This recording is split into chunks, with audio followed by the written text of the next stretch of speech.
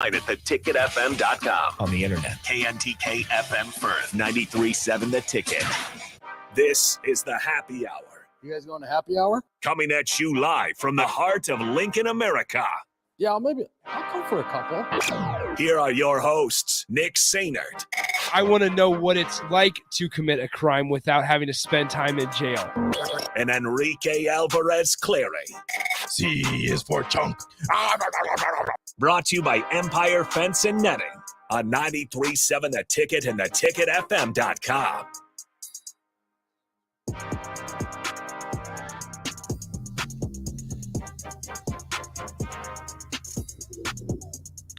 Welcome in. Happy Thursday. This is the Happy Hour, 93.7 The Ticket, theticketfm.com. Nick Sainert and Enrique Alvarez Clary with you. What's up, Rico? Hello. How's it going? It's going great. Thank you for the 2 slices of pizza. You're welcome. I gave you not 1, but 2. They were delicious. So don't worry, folks. I did not eat my entire frozen pizza. I could have. You should have. But here's the thing. I ate a quarter of it. As I've grown and gotten older through my wise days, I have understood and realized not to stuff yourself. That when you first begin to feel full, that's when you stop eating. You read that somewhere. I did not. That's just what I've learned. Mark Onwater says, quitter. Yep. Mark, you have no room to talk because you were the one that was bashing me for making a whole pizza and bringing it in. Mark's just mad because he can no longer finish pizza. a whole pizza by himself.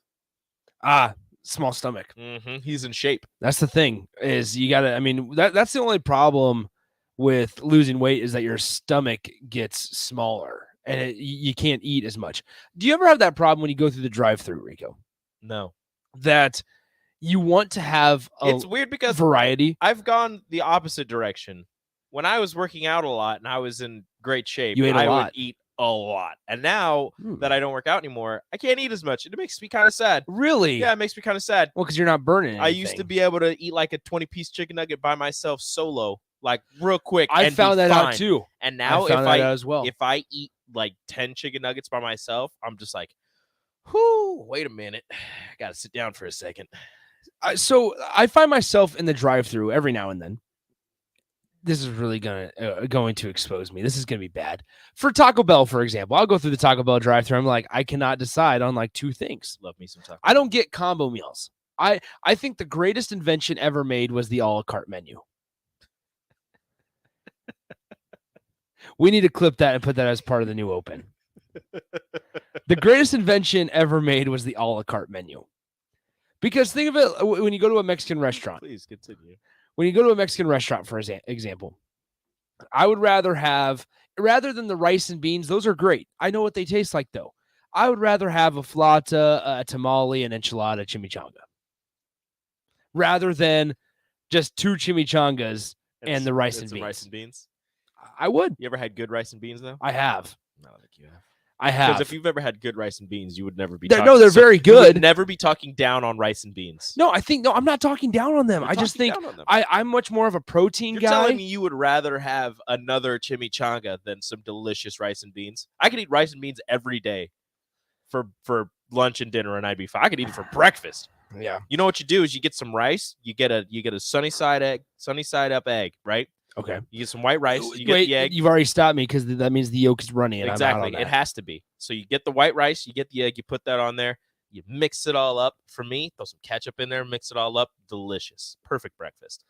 Somebody says having a smaller stomach and eating less doesn't sound like a problem, Nick. It's not necessarily a problem. It's a big problem. It's a bummer. No, it's a massive problem because you can't eat as much delicious food. Like, here's the thing. Drumstick says this. Taco Bell is marvelous. Never feel bad for going to the Bell. Have you seen that sidebar? Have you seen the commercial of Devontae Adams having a Taco Bell inside of his house? Talk about a dream scenario. I would love that. Talk about a dream scenario where you're a professional, you're a professional athlete. Yep. You're getting paid millions and millions of dollars. You got a Taco Bell in your house, and you're able to just have Taco Bell, and it doesn't get you fat because you're a professional athlete. Perfect. So I'm not saying it's real. It's probably not real, unfortunately. Probably. But it could be. Yeah. Never doubt it. Chevy Husker guy says ketchup and rice, ? Yeah. Yeah. Rico, you kind of concern me White sometimes. rice, a sunny side up egg, a little bit of ketchup on there. Mix it all up. You get the yolk, the ketchup. It's all goes together. The egg, the rice. Trust me, fantastic. Just try it one day. Just try it. How'd you come on to this combination? Family. Oh boy, family does it. All right. Maybe it's a Puerto Rican thing. I don't know. I just know that it's delicious. I doubt. I don't think it is. It could be. It doesn't sound right. Okay, so once again, unnamed texter. Here we go. And your family having a taco bar for Thanksgiving sounds right. We're gonna bring that up. That's fine. You know why? We're a bigger family. Don't tell me that mine sounds wrong. Your family's a little messed up, Rico. That's what I'm gonna say. Your family has a taco bar for Thanksgiving. It's what kind not of a family problem. does that? That's not a I problem. hope you at least have shredded turkey for your tacos. Are we going Do you to have that? No, we have shredded chicken. Disgusting. Or pulled pork. Disgusting. Or ground beef. Your family's a little messed up. Say it. Talk about my family. I did. Your mom is a saint. We're going to bring this up again, aren't we? My family, a little bit bigger family.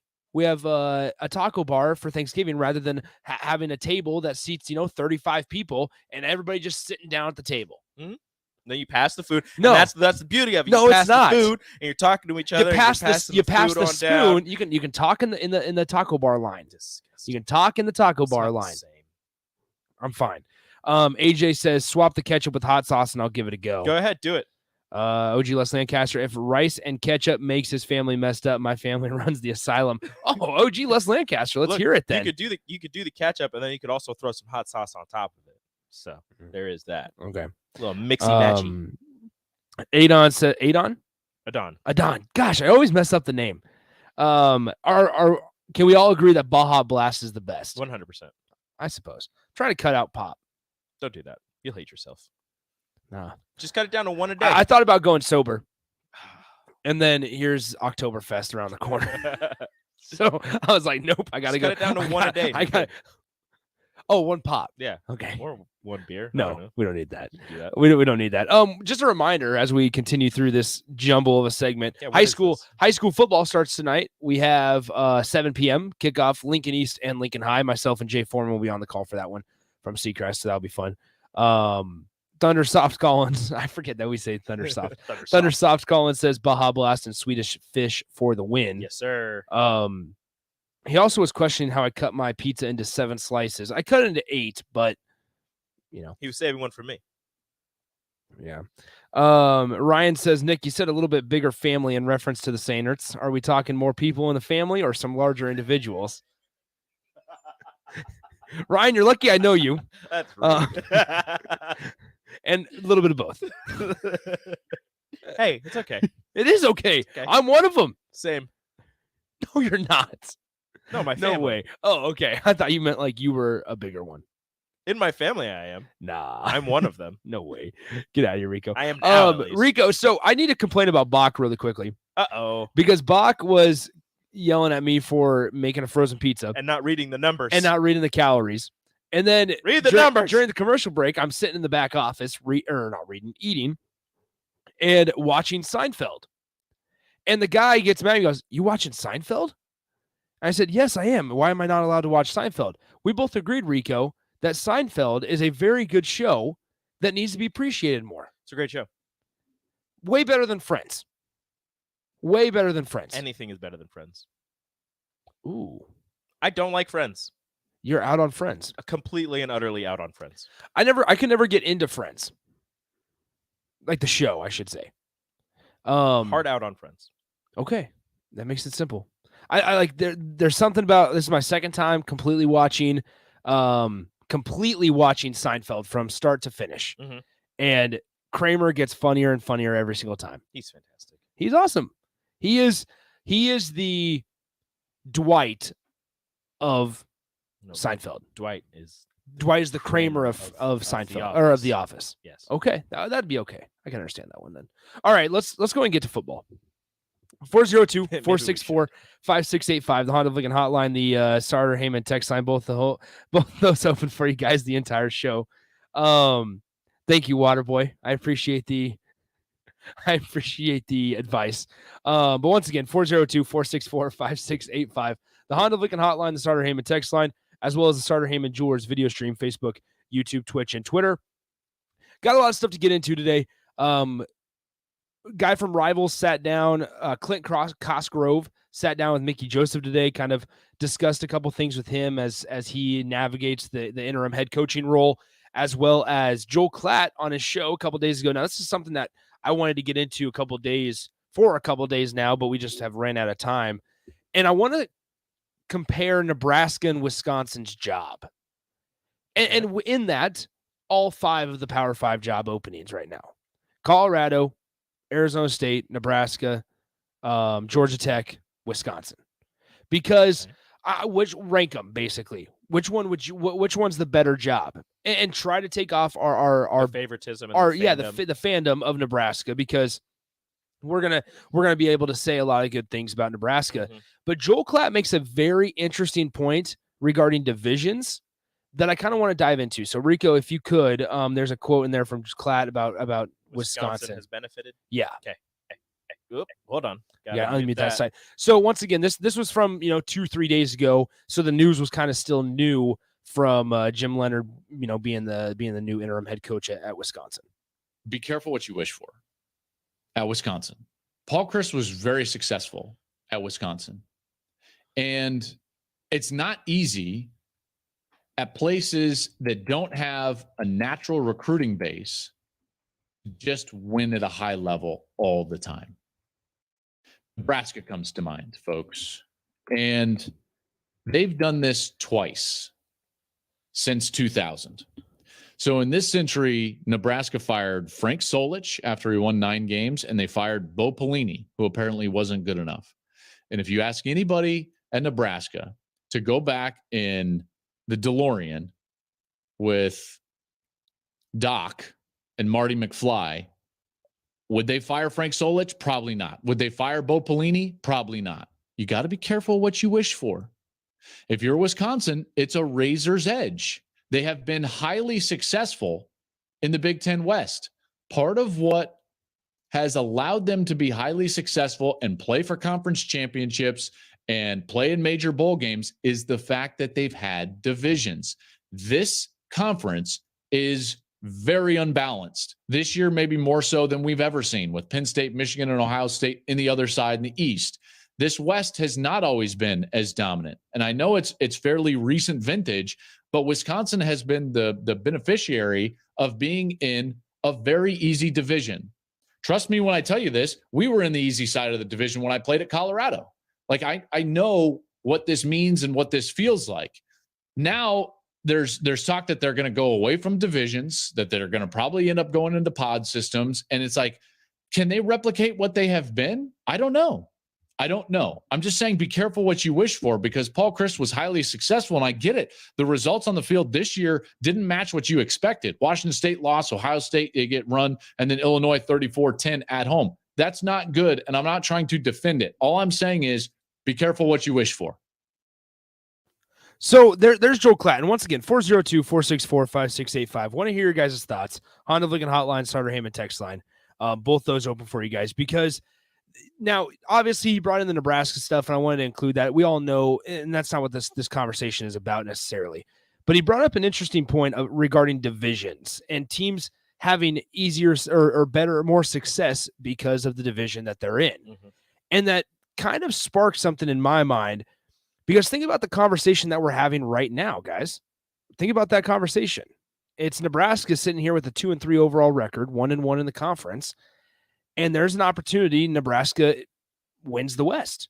They feel like the guys in the locker room feel like they could win the West, and probably rightfully so. But why? It's because Wisconsin's having a really bad year. Iowa's having a really bad year.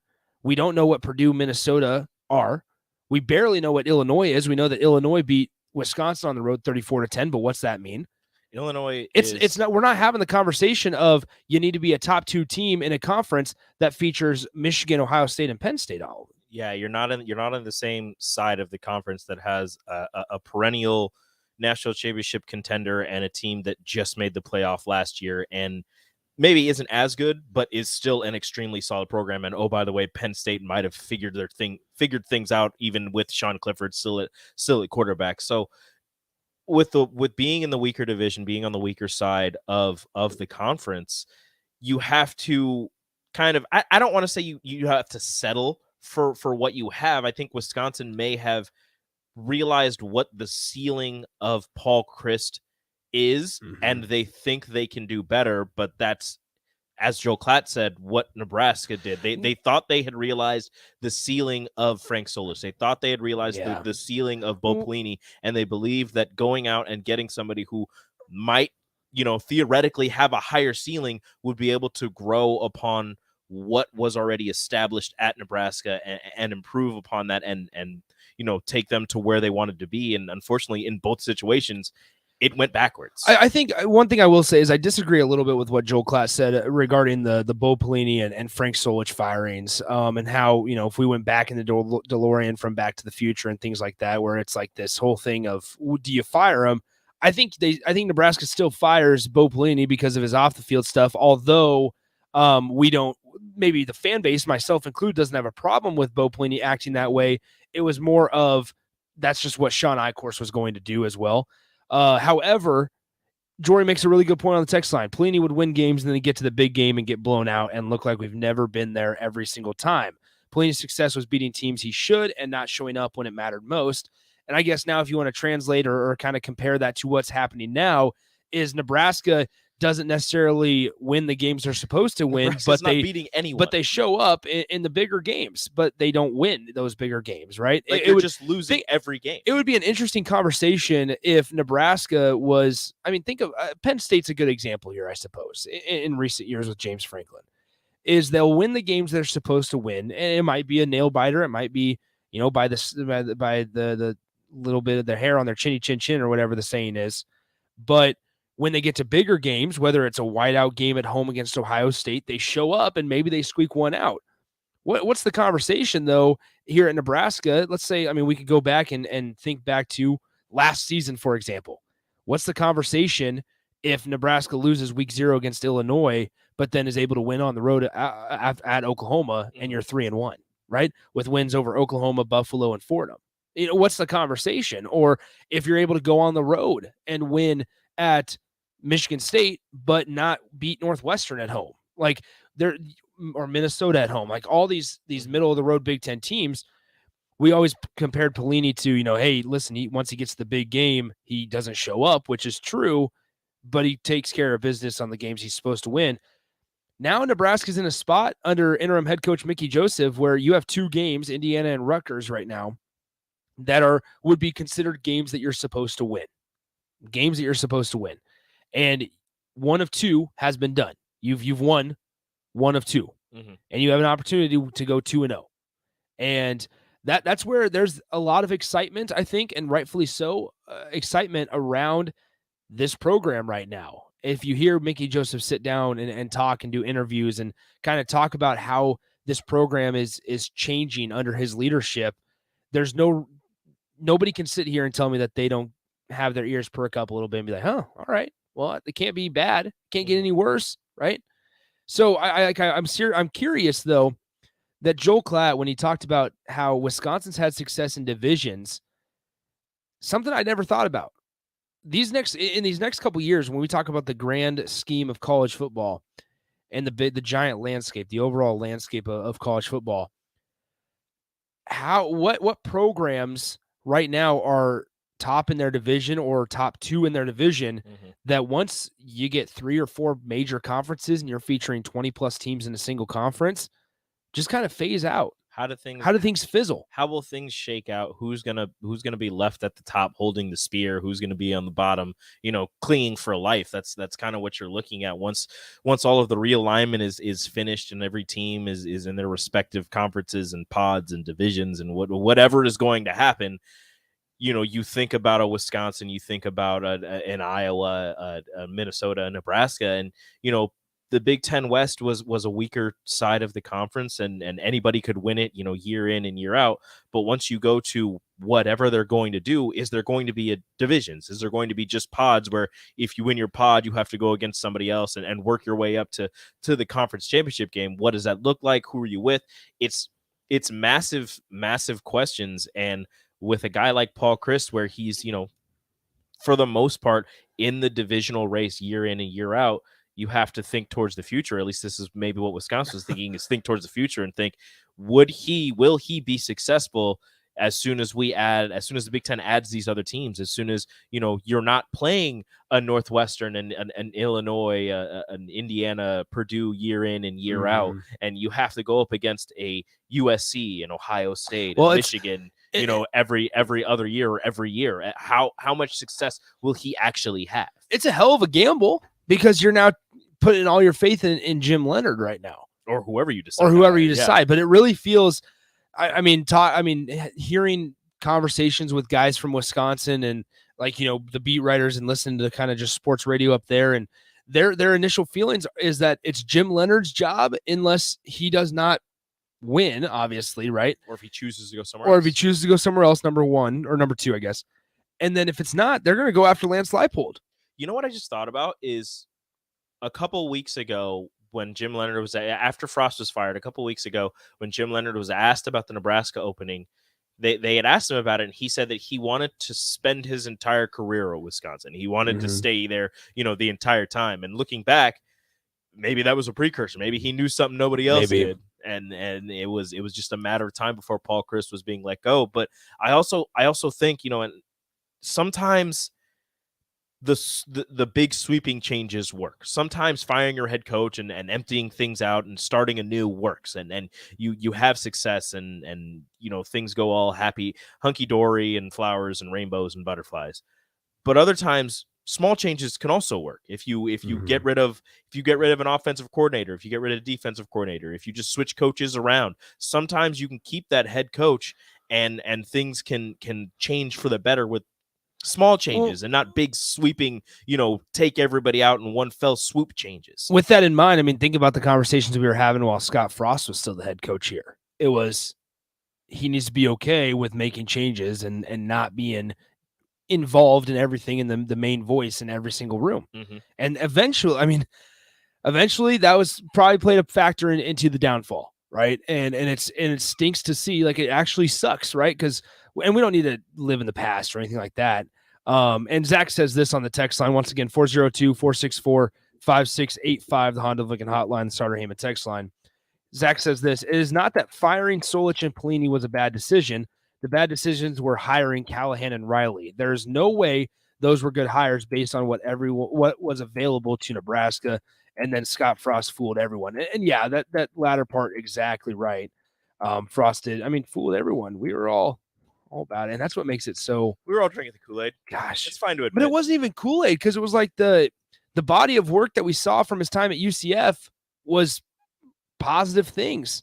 That's what makes it so just wild to think about. I mean, looking back at it, and I'm not going to pretend like I knew what was going on and that I was one of the guys that was like, oh, I don't know if this is going to work. I told you it wasn't going to. No, I'm just looking back at it now. Hindsight's 2020. He had 2 years of head coaching experience. One of those he went 6-7. The other one he may have found lightning in a bottle. Well, here's the thing, Rico. We combated that argument with, well, look at his coaching tree. Look at who he's coached with. Look at the staffs he's been a part of. Look who he's been able to learn from, and who's been able to learn through osmosis. Exactly. And so it's like that. You had the success of his time at Oregon, which Oregon's wearing these speckled uniforms this weekend that look great. I love that. I don't like speckled, and I don't like a lot of that stuff, but I like the speckled uniforms this weekend. Yeah, shout out to Nike also being their main helper. But once again, it's like just kind of interesting to think about, to where, how do programs change, right, when these divisions dissolve? Because who knows if Nebraska goes to and Kmart Steve asks, can you guys do a segment where we name the new pods? We sure can. We can do that next segment for all I know with the teams that we know. We'll have to choose the teams in the pods. That we all, yeah, exactly. You add USC, UCLA, and then we try to add the pods. Yeah, because we'll just do those pods right now. But, I mean, think about it. It might benefit Nebraska when the Big Ten goes to pods. It might hurt. Because I can almost guarantee. It might hurt Ohio State. I can almost guarantee they try to keep it sort of regional. USC, UCLA, Nebraska, Iowa. So we'll get into that. We'll dive into that. I don't like that. Into possible pods. I don't like that at all. We'll do that off of, I mean, it's going to be kind of off of geography, I suppose. But want to hear from you guys, 402-464-5685. Got plenty of stuff to get to throughout the rest of the show. If you have any thoughts, any questions, any comments, Nebraska football plays Rutgers tomorrow night. Michigan State volleyball hosts Nebraska tonight as well. So, Rico, we'll get into that in the final segment, especially since I just have to bounce out a little bit earlier as well. But when we come back, we'll dive into these pods as we kind of project or predict what's it going to look like here probably in 2-3 short years. So we'll do that, all that and more coming up next on the Happy Hour. Follow Nick and Enrique on Twitter at Nick_Sainert and at Radio Rico AC. More of Happy Hour is next on 93.7 The Ticket and theticketfm.com. Hey, buying a used vehicle sucks, and the biggest problem is who can you trust? Hey, this is Carl from Price Right Auto out here at West O Street in Lincoln. Here's what customers have told us they want from us. They want transparent pricing with no games. We have all our pricing on our website, plus a Carfax report. We don't want to buy a lemon. We include a 3-month warranty on all of our vehicles. We don't want to play games. Just make it simple. You saw that with non-commissioned salespeople. Can you trust us? Just check out our Google reviews. Again, this is Carl from Price Right Auto in West O. Check us out at PriceRightAuto.com. Tractor Supply is looking for full-time team members for their Waverly Distribution Center. Applicants can expect a 3- and 4-day work week schedule with additional overtime days with both day and night shift schedules available.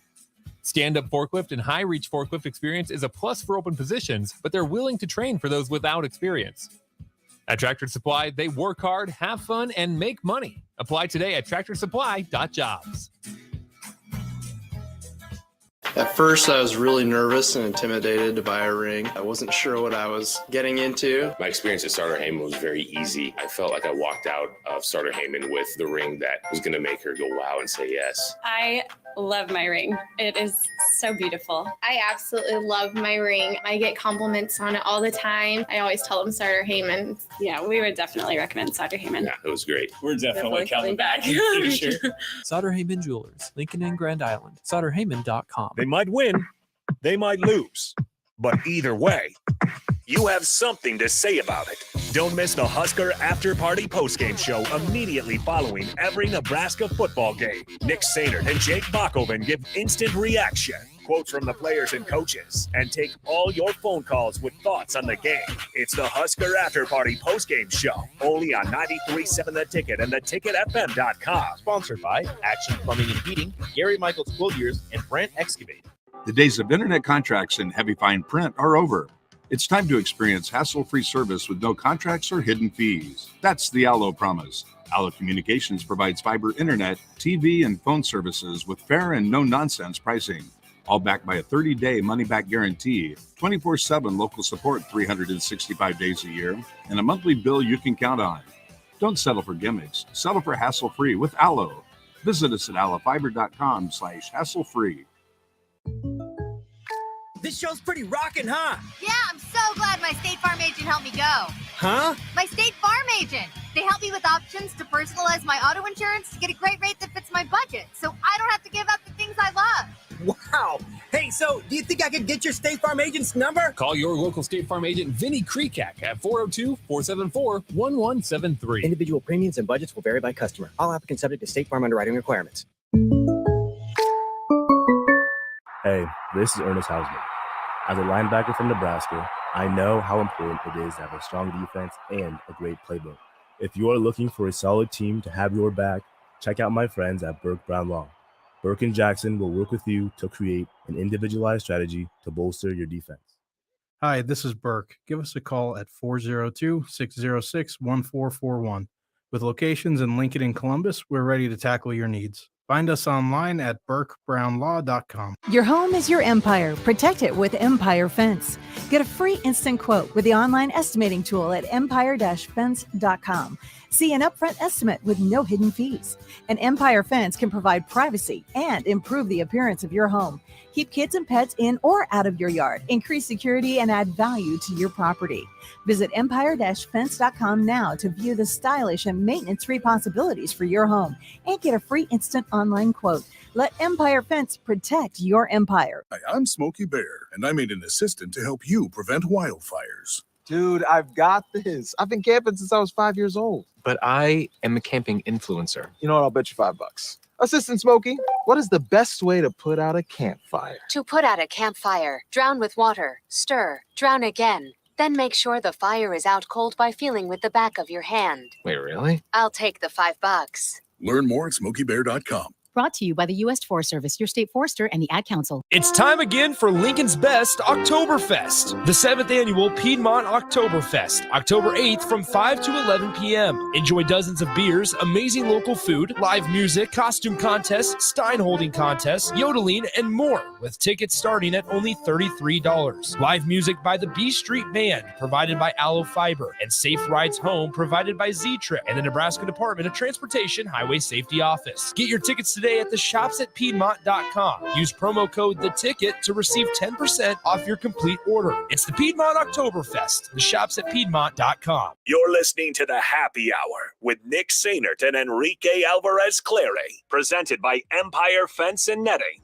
on 93.7 The Ticket and theticketfm.com.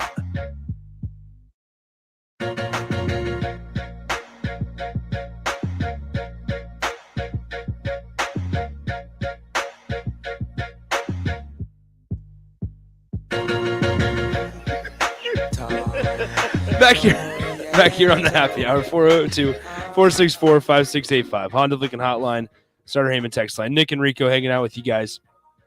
All right. We're going to do the pods here in a moment. Jory said this on the text line.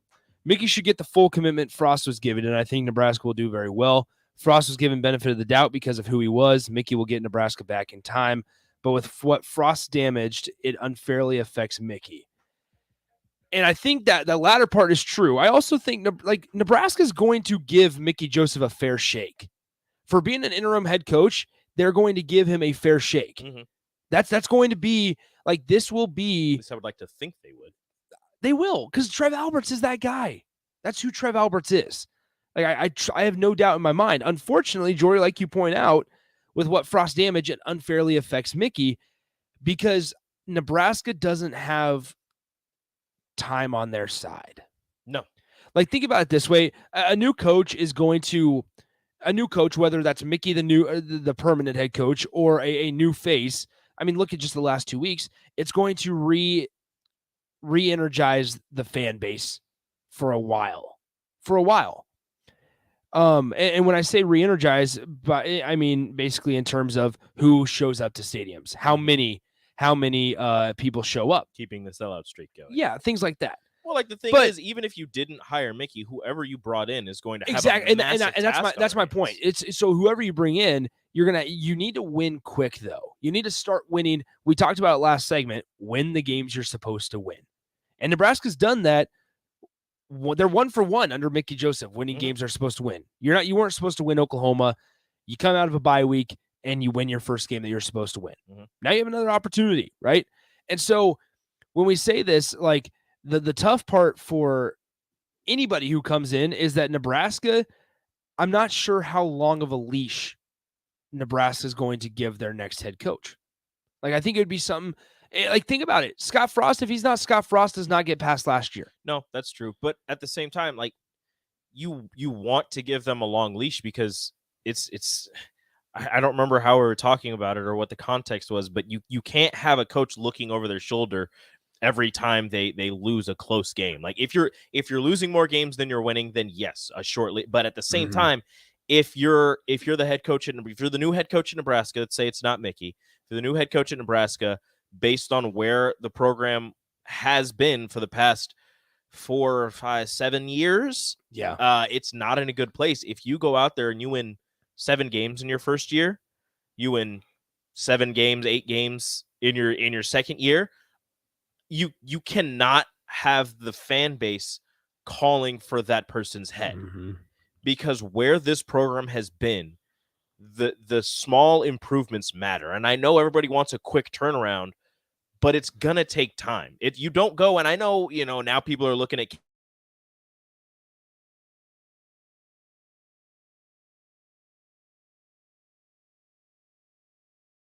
Kansas and they're saying, oh, it doesn't in a bottle every single time. If it's a small, incremental turnaround, I mean, you're not going to, if you have a losing record, then yeah, sure, you can get upset. But if you have a winning record, if you're at 7, 8 wins, year 1, year 2, that has to be enough based on where you have been. I also think that when you're talking about building a program and trying to build a strong foundation for a program, especially at a place like Nebraska, you don't want to catch lightning in a bottle. You don't want that. No. Because that makes you believe, if you're a coach, that you're doing something right? Or if you're a fan base, you feel like everything's perfect in the world. However, and you'll live in the moment, you'll enjoy the quick start, the great finish, and all that, and possibly a New Year's Six bowl game appearance, and who knows what happens. Look at LSU. But you don't want to build or you don't. If you're trying, like where Nebraska's at right now, they're going to need to build it from the kind of the bottom up, right? And because you could argue that Frost left this place in a pretty bad spot, and if you're Mickey Joseph, you got to start with the foundation, and you want to build it up on the foundation. That's why a realistic record for Nebraska right now is still 7-5. Like if Nebraska finishes this thing 7-5, you feel pretty darn good about, because you took a tumultuous start and ended it in a pretty successful way. And so with an interim guy, and that would honestly, a 7-5 finish will probably get Mickey Joseph the head coaching job. Right, and rightfully so. Definitely. Rightfully so. Because you showed more progress in, what would it be, 9 games than Scott Frost showed in 4.5 years. And so it's one of those things where you don't want to build your program off and have a season that's lightning in a bottle. It's great because it'll maybe boost recruiting, but foundationally speaking, if you don't have a strong foundation that's built on relationships, that's built on respect and constant communication between all people within the department, then 3 years down the road, you can have a lightning in a bottle season year 2, and then year 3, year 4, it just completely falls off the rails, and nobody thinks about that year 2 season anymore because it's what have you done for me lately? Mm-hmm. So it's just one of those things where I just like, here's the thing, Houston Pepper champion makes a really good example. Sometimes that happens. Riley started 7-0 in his second year, and then he was a dud. Kansas and Leipold are just false gold for now. Understanding how Leipold runs a program, I would not say Kansas is false gold. It's hard to buy into Kansas because we've been conditioned. Yeah, we've been conditioned to think of them as a doormat. Mm-hmm. So I think that's one thing there. Once again, and like I was saying, sometimes the lightning in a bottle, and you want to build upon that, but like you think of LSU with Ed Orgeron, they have one of the best seasons ever by a team with Joe Burrow and Jamar Chase and Terrence and all those guys. And then the next year you fire him. Mm-hmm. Like that's crazy. Travis in Lincoln says this, not saying I don't agree with you, but are you basing on we shouldn't have beaten Oklahoma prior to playing them or now? Because they are not a good team. If you shouldn't beat a, quote, bad team on a down year, what does that say? Oklahoma's defense has been torched the last 2 weeks. Just ask Tulane how good Kansas State offense is. I'm taking into account, I guess, Travis, I see your point, and Oklahoma's defense has gotten torched. K-State's offense has changed drastically after Tulane. It has. Now, here's another thing I will say. When we look at Oklahoma, and you guys are going to call me idiotic for this, I don't think that they are as bad as they've shown the last 2 weeks. And honestly, it's mostly just last week. Like, if they would have went out to TCU and only allowed and lost that game, maybe they lose to TCU 34-28 or whatever. But the fact that they allowed 55 points or however many they allowed, that's why we're saying, oh man, Oklahoma's just a dumpster fire on defense. But here's the thing, like they still have in that Oklahoma's a great example for a foundation, I suppose. Because Lincoln Riley was a guy, and talking to Chris Plank from the Sooners Radio Network, we know this. Lincoln Riley was a guy who lived off of top-notch recruiting classes, fantastic athletes, and that would get him wins every now and then, and consistently, I suppose. And then once they got into the big-time games, they would fall apart. And a big reason why is that, or a big difference, I should say, between Brent Venables and Lincoln Riley is Brent, first thing he did on campus was talk to Bob Stoops. First thing he did. And had Bob Stoops extremely involved, very active. And now Brent Venables came back and said one of the first things he said at his introductory press conference was Oklahoma has always been a player-led program, whether that's former players, whether that's current players. It's a player-led program. And so looking forward now, Nebraska is in a very similar position. They have a lot of former players that care deeply, and rightfully so, care very deeply about this program and want to help out. And just because they're active does not mean that they're at practice every day, does not mean that they're coaching, does not mean that they're in film study with the guys, but they are there and they are around. They're just around. The players can talk to them whenever they want to. Exactly. The coaching staff can talk to them. They're just around. They don't have to be at practice. They don't have to be involved, that heavily with the team, but if they want to just stop by, they can. And I'm not calling now, Travis and Lincoln, to your point. Once again, you mentioned, how are we basing on the idea of we shouldn't have beaten Oklahoma?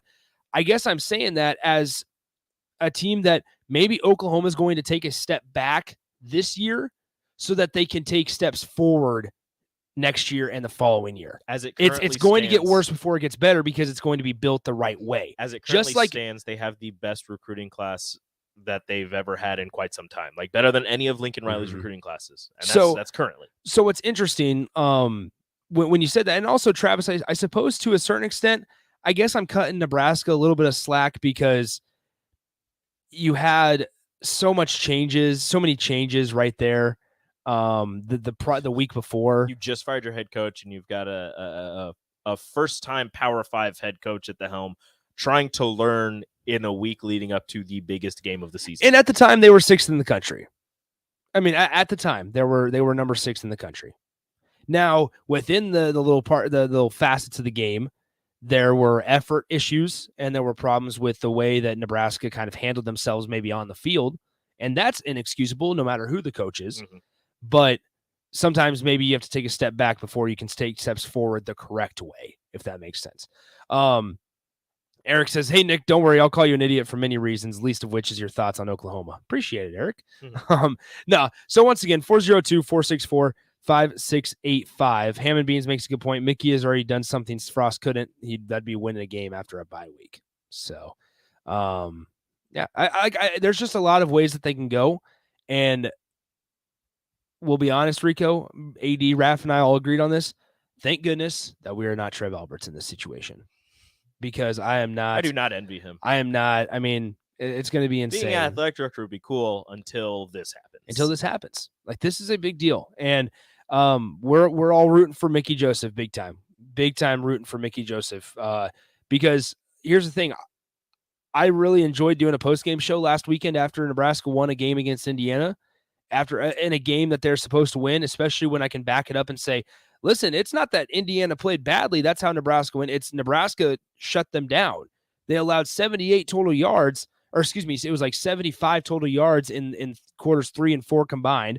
You allowed 98 total yards in quarters 1, 3, and 4 combined. You only gave up 14 points defensively. Yeah, like that was fun to do. And I am hoping and praying that tomorrow night, Bach and I get to sit in the studio on the Husker After Party postgame show right after the game ends and say, here you go. There's 2 games right out of a bye week that Nebraska's beaten teams that they're supposed to beat. Done did it again. On the road and at home. And now that opens up this giant hole and conversation of what is impossible for this team. With, once again, as Joel Klatt said earlier in the show, with the poor division play going on in the Big Ten West. Mm-hmm. Because being completely honest, think about this, guys. Nebraska lost to Northwestern, who might be the worst team in the Big Ten, and they are still in contention for the Big Ten West. If you lose one single divisional game in the East, you're not making it. Pretty much done. You're done. Unless you beat Ohio State. Yeah. And so Nebraska's thankfully so in a very good position and in a very good place division-wise to give them an opportunity, although they have one loss. Mm-hmm. But I would also add that things are a lot different than they were week 0 in Nebraska's athletic department. All right, let's go and get to our final timeout. Rico and possibly Bach will be back next to talk volleyball as Huskers and Spartans face off tonight at 7 p.m. So we'll get you going, and who knows, they may put a bow on the topic when they come back. But I'm done for today. I will talk to you guys tomorrow, but we'll be right back on the Happy Hour. Download our app by searching 93.7 The Ticket in your app store to stay in touch and listen all day long wherever you are. More of the happy hour is next on 93.7 The Ticket and theticketfm.com. Eustace Body Shop, where our customers send their friends. That's the greatest compliment we can receive. If you've been in an accident, we'll get you back in your vehicle as quickly as possible. Our technicians care about you and your family and repair your vehicle to factory standards. We handle your claim from start to finish and provide a free loaner car. Stop by for a free estimate. Eustace Body Shop, just south of 88th and Highway 2. The most recommended Eustace Body Shop. That's who we are. Action Plumbing, Heating, Air, and Electric brings exciting career opportunities for you or someone you know. They are now hiring plumbers, electricians, and HVAC techs and installers to continually build their professional team. They offer competitive pay and full benefits packages that include health, dental, vision, PTO, and 401k options. Action has created a positive team environment for over 50 years. Apply online at actionlincoln.com. They might win, they might lose, but either way, you have something to say about it. Don't miss the Husker After Party postgame show immediately following every Nebraska football game. Nick Sainert and Jake Bakoven give instant reaction, quotes from the players and coaches, and take all your phone calls with thoughts on the game. It's the Husker After Party postgame show, only on 93.7 The Ticket and theticketfm.com. Sponsored by Action Plumbing and Heating, Gary Michaels Clothiers, and Brent Excavating. College football in Lincoln, America. The time has come. Start your game day off right with the A1 Automotive Ticket Tailgate pregame show. Join the Ticket crew live from Tipsy Tina's in the Haymarket as they bring you all the coverage you need to get you ready for the action. It's the A1 Automotive Ticket Tailgate pregame show on 93.7 The Ticket and theticketfm.com. Brought to you by A1 Automotive, Mullen Motors, Wall to Wall Wine and Spirits, Bauer Underground, Ben Bleicher with Professional Realty Group, and Ritchie Brothers. Bagels and Joe is ready for the fall with pumpkin chocolate chip muffins, pumpkin cream cheese, and a pumpkin pie smoothie. Don't forget their delicious breakfast burritos and sandwiches, and grab a business box of bagels for the work crew. Bagels and Joe with 4 Lincoln locations and a new location in Seward opening soon. How's Wingstop sound? Crispy, juicy classic wings. Made to order, cooked to perfection, and sauced and tossed in those 11 soul-satisfying flavors. Paired with hand-cut seasoned fries, house-made honey mustard, blue cheese, or signature Wingstop ranch. And, of course, spicy Cajun fried corn. I think you've heard enough. Get your flavor delivered at wingstop.com. Gaina Trucking is hiring CDL Class A and B drivers. Gaina Trucking guarantees a 40-hour work week year-round, and their strong team culture makes it not a job, but a career.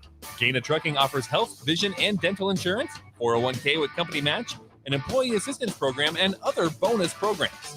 Build a better career today with great team culture at Gaina Trucking.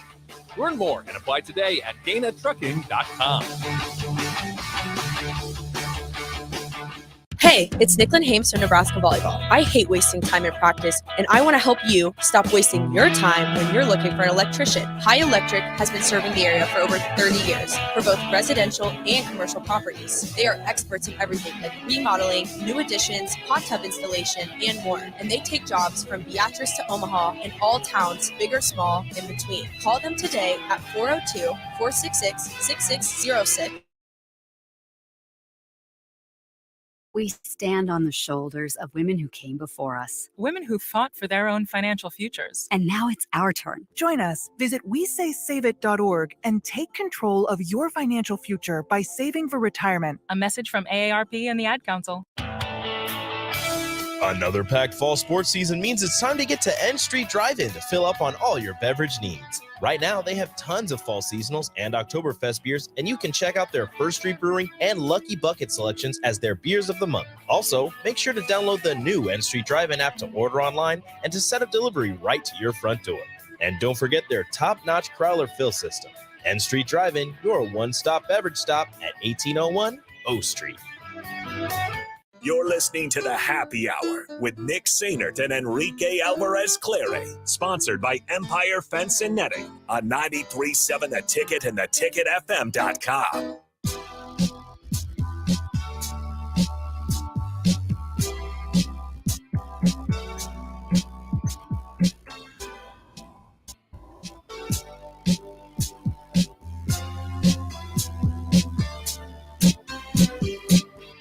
Welcome back. Final segment of the happy hour right here on 93.7 The Ticket, theticketfm.com. I'm going solo right now, unless Stricky is on the stream. If he wants to join the crossover, he certainly can. But right now, I'm rolling solo. Nick had to go to class because, again, he's still in school because he's a little young baby. But I am hanging out here, and give me 1 second while I close this up, and let's unmute this, and let's add Stricky to the stream. Stricky, what's good? What up, my guy? Rico Suave. How are you, my friend? I'm doing wonderful today. Doing great. It's a beautiful day here in Dallas, Texas. Gonna go do a Mavs appearance today at the State Fair. And so get a chance to get outside and enjoy a little bit of outdoor activities today. Okay. You watching any of the NBA preseason games going on? Yesterday, too busy? You're a smart man. Yesterday was a quite long day. After finishing up the block, had to finish up doing some lines for a movie that I'm going to be in next year in 2023. I'll be acting as a CEO of a company. Name is Jim. Go figure that. And so yeah, I was reshooting scenes yesterday, so I did not get a chance to watch NBA basketball yesterday. Did hear some stuff going on though with the Draymond Green and Jordan Poole. Yeah, so I'm sure you're going to get into that with Bach, but I want to get like a little snippet of your take on that. So there's a whole bunch of rumors flying around about what happened. I'm not exactly sure what happened. I'm going the most believable one is that, you know, they were practicing and Jordan Poole kind of got in Draymond's face, Draymond got in Jordan Poole's face, and he may have referenced him being a triple single, as many people have made fun of Draymond for being able to put up single digits in just about every category on the basketball court.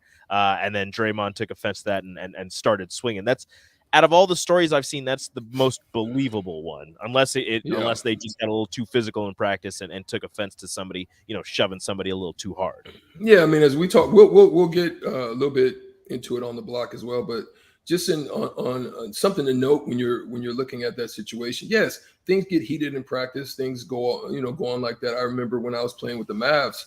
In order to earn my job, I mean, they're not in that situation. Jordan's trying to get a max deal, so he's competing and he's looking to try to secure that bag. But Draymond's kind of teetering, lingering. He's on his way out. He has an option next year on his contract to get out. I would be one that would be dumbfounded if he decides to opt out of that contract, because he would not see that money. There's no way he opts out of that. There's no way he opts out. 100%. Yeah, there's no question. He's going back to Golden State. He's sticking there for another year, and then we'll see what happens after that. Maybe he signs a team-friendly deal and sticks around with Steph and Clay, and however long that trio wants to stick around together in Golden State. I think as long as Steph and Clay are there, Draymond will stay there. I don't see him going anywhere else unless, you know, everything falls right and the Lakers want to accept him in, considering how close he's grown with LeBron James and the fact that they share an agent. Yeah. I mean, those are all possibilities. I think there's still going to be one to look at in the future. You got to think about how James Wiseman's playing right now, which could be huge upside for them, being that they didn't really have him last year. Guys had stepped up. Looney and other guys had always filled in the gaps. Obviously, Iguodala is not the same that he was for them, but he's still a significant stapleton that keeps things together for them. But yeah, man, it's gonna be interesting to see how Golden State gets through this. I think they worked it out before. They've had a similar situation, so. Yeah, I mean, like I was saying, when I was with the Dallas Mavericks, in order for me to earn a job, I had to get in Jason Kidd's face a little bit. I had to, I had to hound him a little bit. There were times when we almost came to blows, but I think this situation is a little bit different. If you go back and look, and I'll mention it again, but if you go back and look at some of the offseason stuff, some of the stuff that Jordan Poole, very slick with his tongue, was talking with, Banchero, in the Seattle Summer League. That's a lot of who he is, and he runs his mouth and he talks a little bit, and so Draymond's basically giving him a little bit of that smoke. Yeah, he's a big talker, and he backed it up a little bit. He was working towards getting the bag in the first couple rounds of the playoffs, and then kind of disappeared in the Western Conference Finals and the NBA Finals. But enough with Golden State. I want to ask you about a guy who's going to be drafted more than likely 99.99% number one overall in next year's draft. Victor Wembanyama. Wembanyama, your thoughts on the 7'3"? He said officially he's 7'3", 7'5" with shoes on. Power forward, center with guard skills, could shoot the three, everything. His agent says he's not shutting it down before the draft. He's going through. Well, I think he's playing in the G League this season, so he's going through all that this year, getting ready for the draft. What are your thoughts on Victor? Victor is a unique. He's actually a unicorn. He is the one. He is the exact definition of a unicorn. Yes, he reminds a lot of people of the Kevin Garnett type because he's got those type of skills. Then he's got a little bit of dog in him, kind of like KG. You know what I mean? But then he's got fundamental skills, very much like Tim Duncan. So he's got a full set of skills. He defends, he protects. I would venture to say, I don't know yet. It's still a little bit early, but he reminds me of big fella now in Washington. What's his name?